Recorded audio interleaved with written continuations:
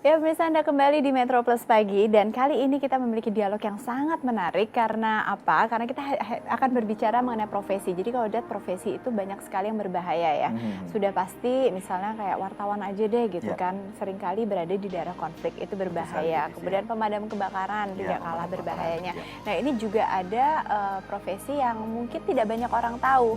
Namanya itu adalah pekerjaan dalam keadaan bertegangan. Jadi bisa dibayangkan ya, mungkin terlibat juga mengarah ke seperti aliran listrik yang harus dibenahi. Itu luar biasa bahayanya. Betul sekali, dan sudah hadir bersama kami di sini ada Mas Nopi Riansyah. Ini PDKB Jakarta dan Banten atau sebutannya Jawa bagian Barat ya. Bagian Barat. Ya, betul. selamat datang Mas Nopi di Metro Plus Pagi, dan Terima juga kasih. ada Bapak Mukhtar Zakaria, Damkar Jakarta Pusat. Iya, betul.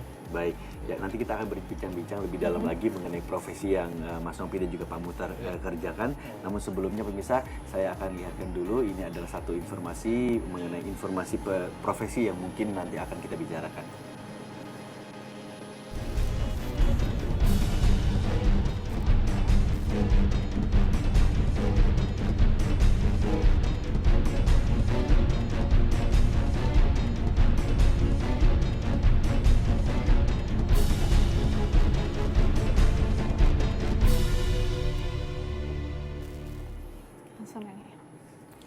Baik, kita langsung saja bahas seperti apa pekerjaan ini yang sebenarnya ada di sekitar kita. Banyak yang tidak tahu tetapi sangat berbahaya dan mungkin membuat keluarga juga menjadi cemas ya. Oke, ke Mas Nopi terlebih dahulu. Sudah berapa lama menjadi anggota PKDB ini? Untuk PDKB ini saya sudah 12 tahun. Sejak dari 2004, terhitung sejak saya masuk di PLN, memang bidang saya di PDKB tegangan tinggi dan ekstra tinggi. Iya. Betul itu. Baik, itu sebenarnya yang pengen kita tahu juga nih. Ya. Masyarakat juga ingin tahu sebenarnya pekerjaan dalam keadaan bertegangan itu lebih spesifiknya apa sih yang dikerjakan oleh Mas Nopi ini sebenarnya? Iya, baik Mas Irgi. Memang PDKB itu secara umum masih awam ya, belum diketahui oleh masyarakat. Tapi memang PDKB itu seperti dalam kepanjangannya pekerjaan dalam keadaan bertegangan. Artinya memang kita memiliki instalasi PLN listrik yang sangat banyak, dan salah satunya adalah tegangan tinggi dan tegangan ekstra tinggi.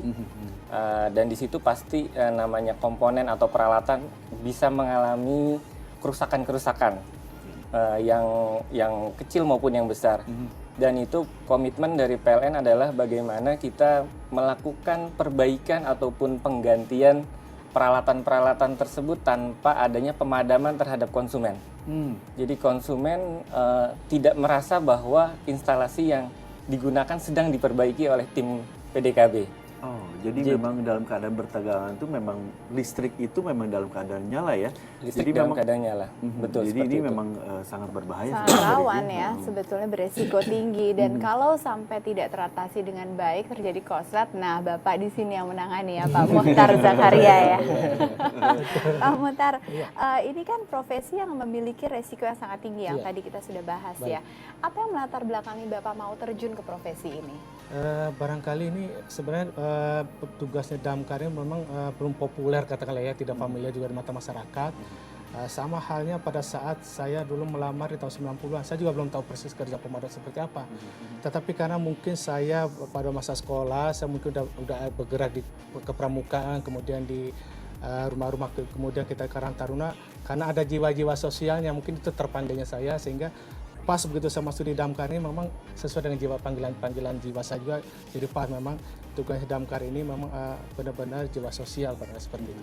Kalau memang jiwa sosial sebenarnya mungkin kita masih bisa berpikir untuk melakukan hal-hal lain, Pak. Ya. Tapi kalau untuk Damkar ini memang memiliki resiko yang sangat tinggi. Ya, dan nyali yang besar juga kan, karena akan melibatkan diri kita untuk terjun dalam bahaya. Ya tadi barangkali karena udah panggilan, jadi kita juga mau akan terjun ke sana. Memang resiko cukup tinggi ketika kita bergerak, mulai ada panggilan-panggilan berita kebakaran, kalau kita istilahnya sandinnya adalah 65, itu udah begitu kita mau keluar dari pos-pos atau kantor itu udah udah ada resikonya. Sudah berapa lama jadi sekarang? Saya baru 26 tahun. 26 tahun. tahun. Nah, ketika Bapak memutuskan untuk menjadi anggota pemadam kebakaran, belum bicara keluarga yang sekarang ya, tapi keluarga yang artinya keluarga orang tua Bapak. Nah, bagaimana keputusan itu ketika diambil? Apa tanggapan mereka? Dulu ayah saya mungkin karena melihat mungkin pemadam kebakaran tugasnya agak seperti semi militer, mungkin dilihatnya senang segala macam. Gagah ya Pak Jadi ya? ya betul. Ada penerimaan, saya didorong oleh orang tua saya dan mama saya, coba kamu daftar di Pemda DKI, tugasnya pemadam kebakaran. Saya belum tahu persis tugasnya apa itu. Cuma memang sampai sekarang barangkali masyarakat juga masih mengatakan atau teman-teman sekolah saya mungkin suka-suka say hello dan sebagainya, mereka menanyakan, masih kerjaan di tukang semprot? Oh iya. Tapi ini adalah kebanggaan saya, kebanggaan saya, dan saya juga sudah mencintai, bahkan saya sudah kurang lebih 26 tahun saya tugas ini, benar-benar sudah menjiwai di damkar ini. Ya, kalau untuk 26 tahun cukup lama tandanya Bapak berpengalaman di bidang ini. Nah, tadi Bapak juga cerita bahwa memang Bapak pada saat waktu masuk belum tahu sebenarnya pekerjaan aslinya, dalam arti yang pasti Bapak ini mengerjakan apa. Tapi setelah Bapak masuk ke dalam petugas damkar ini, tentunya kan secara detail Bapak sudah tahu kan resiko apa yang Bapak hadapi. Nah, pada saat Bapak tahu bahwa pekerjaan Bapak ini memang memiliki resiko kematian bahkan, itu bagaimana sih Pak sebenarnya waktu itu Bapak menghadapinya? Mengumpulkan nyalinya, akhirnya Bapak juga berani melaksanakan tugas tersebut dengan ikhlas dan dalam arti dengan setulus hati bahwa Bapak memang pure untuk menyelamatkan rumah ataupun orang yang memang terkena musibah. Baik. Tadi saya katakan tadi kan kita begitu masuk kan ada pendidikannya. Jadi ada pendidikan dasar, ada basic 1, 2, 3 dan seterusnya lanjutan. Nah, itulah yang membuat kita untuk kita semakin ada keberanian dan sebagainya. Jadi bukan berarti ketika kita masuk jadi pemadam kebakaran kita langsung dilepas di lapangan, tidak. Jadi ada pendidikan dasarnya. Ada basic 1, 2, 3, kemudian ada rescue dan sebagainya. Nah, kita latihan itulah yang membuat kita semakin katakanlah mungkin seringnya ada latihan, kemudian pengalaman kita di lapangan kita melihat itulah yang akan menambah wawasan kita atau keberanian kita untuk mengambil keputusan di lapangan. Baik, itu kalau di damkar ya. Tapi kalau untuk di PDKB sendiri bagaimana Mas Novi? Ya memang terkait pekerjaan kami memang terutama dari sisi nyali memang harus dipersiapkan. Hampir mirip dengan Pak Mukhtar, memang pekerjaan seperti kami ini memang kunci utamanya adalah di awal pelatihan yang intensif, yang tepat, dan secara terus-menerus kita ada sistem on-job training, kemudian ada memang pelaksanaan yang terus-menerus dilakukan. Itu membangun nyali kami untuk yakin melaksanakan itu. Kita pelatihan ada akademinya memang khusus kita, ada akademi PDKB, Transmission Line Maintenance di Semarang, kita punya di situ. Kemudian juga memang salah satu yang penting selain dari modal pelatihan, kita memang harus setiap pekerjaan itu tercover oleh SOP dan instruksi kerja yang ketat. Dan itu diawasi oleh suatu komisi khusus, memang di PLN dipersiapkan ada disebut komisi PDKB. Di situ komisi PDKB juga menjaga regulasinya seperti apa, sehingga seluruh tim yang bergerak di bidang PDKB ini memang jadi semakin yakin dan di situ nyali juga semakin kuat untuk melaksanakan aktivitas perbaikan setiap harinya. Nah, kembali ke awalnya. Ini tahu dari mana ada jenis pekerjaan seperti ini? Karena nggak banyak orang tahu. Ya, kalau dibilang tahu, saya sebelumnya tidak tahu, Mbak. Karena memang di awal memang kita hanya waktu itu memang di awalnya itu ada suatu lowongan. Di situ tertulis dibutuhkan linesman pekerjaan dalam keadaan bertegangan. Apalagi ini saya pikir ini apa ini? menarik gitu ya, menarik. Tapi mungkin perlu saya dalami nih. Kemudian ketika memang masuk ke PLN di awal rekrutmen atau seleksi, kami ditampilkan video PDKB yang ada di Eropa. Kemudian setelah kita nonton, kita melongo lah seperti itu. Kok kerjaan seperti itu ya? Kemudian salah satu yang mempresentasikan, kalian siap tidak katanya? Ya sudah di sini kita harus siap gitu kan. Jadi akhirnya Mas Novi masuk, dan pada saat itu ada berapa orang yang melamar ke pekerjaan tersebut? Yang akhirnya di angkatan pertama itu yang memulai itu di 2004 memang itu baru 36 orang. 36 orang untuk untuk memegang seberapa besar daerah? 36 orang itu untuk wilayah se-Jawa Bali. Se-Jawa Bali? 36 orang. Di 2004 itu memang masih awal ya. Jadi 36 orang itu menghandle pekerjaan se-Jawa Bali. Baik. Ada perempuan Mas yang mendaftar? Harapannya nanti mudah-mudahan ada. Begitu. Iya. Nah kalau Damkar sendiri kan juga pastinya juga melakukan hal yang sama, dalam arti ada prosedur-prosedur yang harus dilewati juga ya Pak Muhtar ya.